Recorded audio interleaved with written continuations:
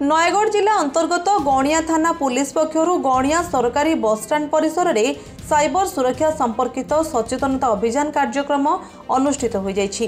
गणिया भारप्राप्त थाना अधिकारी लक्ष्मण दंडसेन प्रत्यक्ष तत्वावधान में अनुष्ठित सचेतनता कार्यक्रम में मुख्य वक्ता भावे नयगढ़ जिला साइबर सुरक्षा नोडाल अधिकारी सुकांत कुमार पात्र, खंडपड़ा एसडीपीओ मदन मोहन प्रधान, गणिया अतिरिक्त तहसीलदार सरस्वती जानी, एबीडीओ रतनलाल लोहर, गणिया वरिष्ठ नागरिक मंचर सभापति गिरीश चंद्र मिश्र और गणिया थाना अधिकारी लक्ष्मण दंडसेना प्रमुख जोगदे आयोजित कार्यक्रम मुख्य लक्ष्य संपर्क में आलोकपात करथिले।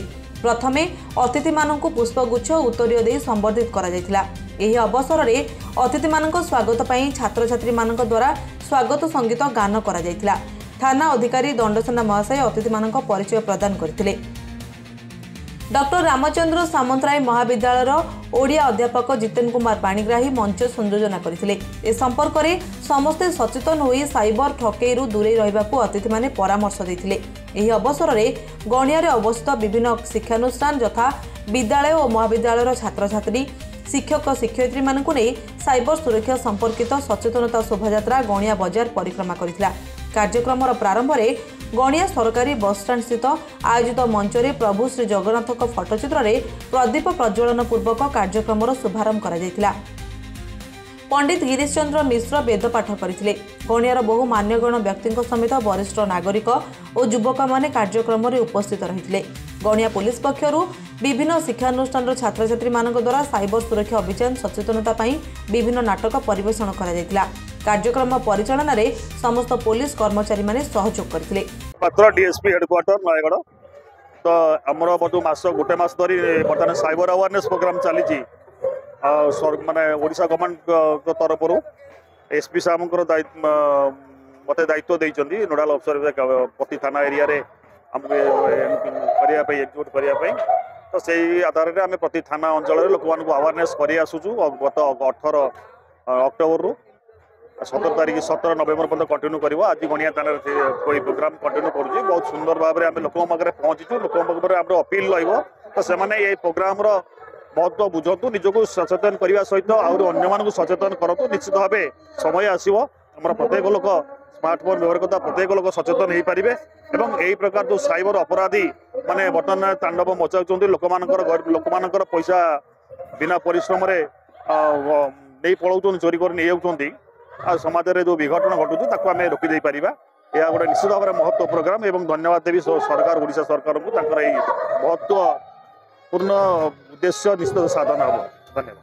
आपण मैंने जानते बर्तमान आम डिजिटल जुगे पहुँची समस्त हाथ में स्मार्टफोन कंप्यूटर अच्छी। ये डिजिटल जुगे आम आम जीवन शैली 90% रु अधिका कार्यक्रम सबू इंटरनेट रे करुछु। जमती आमर कार्यशैली बढ़ी से इंटरनेट को व्यवहार करी जो माने खल प्रकृतिर लोक अच्छा फ्रडस्टर अच्छा से माने भी विभिन्न तरीका आपणिजंती लूट करने। आ साइबर अपराधर तदंत बहुत कॉम्प्लिकेटेड। तेणु आम प्रथमे नागरिक मानक प्रिवेंट करके सुरक्षा दबार चिंता नहीं ओडिशा सरकार ओडिशा पुलिस महानिर्देशक एसपी मैडम नयागढ़ का तरफ राज्यव्यापी 1 मास धरिकी चली कार्यक्रम अक्टोबर रु आरंभ होता 18 तारिख रु आज 17 तारिख यार उद्यापन हम। यार मूल उद्देश्य रही आम समस्ते साइबर क्राइम को केमती रोकबू से जो टैग लाइन ओडिशा पुलिस अच्छी जे आमे प्रथमे जहाँ भी आसब आम पाखक डाटा ताकू आमे क्लिक करिया पूर्व ताकू आमे ब्राउज करिया पूर्व आमे आग रहिबू तापर चिंता करिबू ये ठीक जिनस कि नहीं। जदि आमे ये दुईटी काम को करिबू प्राय 90% साइबर अपराध दूरभूत हो जहाँ भी अपराध घटेबा को चेष्टा करिबे अपराधी आईन रो व्यवस्था दृढ़ अच्छी। बीएनएस एवं आईटी एक्ट रे दंड व्यवस्था रही आमे दृढ़ कार्यानुष्ठान करूँ। तेणु जदि कौन क्षेत्र में अपराध घटी जाए लोक मैंने पैनिक न हो 1930 रे कंटाक्ट करेंगे ना आम साइबर अपराध जो पोर्टाल रही www.cybercrime.gov.in रे जोगाजोग करेंगे। निश्चित से सुरक्षा मिल। तेणु मोर अनुरोध समस्ते सचेतन हवा साइबर सेफ राज्य गठन करवा। श्यामसुंदर प्रधान मु वर्तमान गणिया थाना सहकारी आरक्षी निरीक्षक भाव में कार्यरत जीवन तो एमती सारा जीवन पड़ी अभिनय तेणु आमर साइबर जो अवेयरनेस होची साइबर अपराधी उपरे से अच्छा आमर डायरेक्शन सार कहले आप रोलटा करंतु भल हम से मनीषर तो कला जगतर दास ना तेणु से प्रवचना टिके करदे आ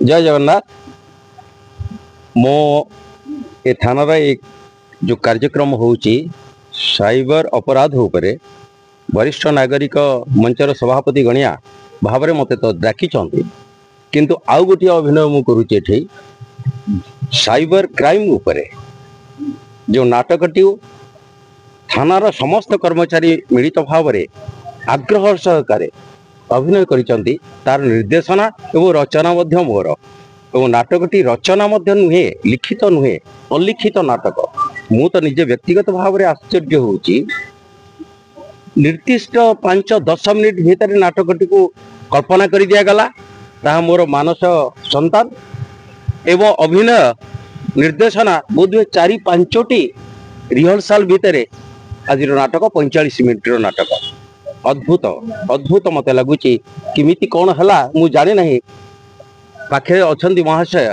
से होती अपराधी अर्थात साइबर अपराधीर मुख्य अभिनय तो मु आश्चर्य हो गली ये पाखे एत कला निपुण किंतु तांको ठीक भाव में मंचर अभाव घटुची एवं से पाखे सृजनशीलता जो दक्षता अच्छी ताहाको परिप्रकाश करने सुजोग ही पाऊना बस ठीक से कथाटा को से मंचरे संपूर्ण भाव में दर्शाई एवं जड़े वृद्ध किपरि साइबर क्राइम जड़े अवसर प्राप्त शिक्षक किपरि साइबर क्राइम शिकार होती एवं आउ गोटे पर्यायर गोटे झी आज चतुरता भितर साइबर क्राइम रे पुरुष युवक मान को किपरि फसाउचे एवं अख्तियार कर नौचे ताठो समस्त अर्थ ग्रहण कर नौचे सेटा मध्य मंचरे आपण मार देखिबे। गणियारू सदाशिव पात्रंक रिपोर्ट लिव लाइफ ओडिया।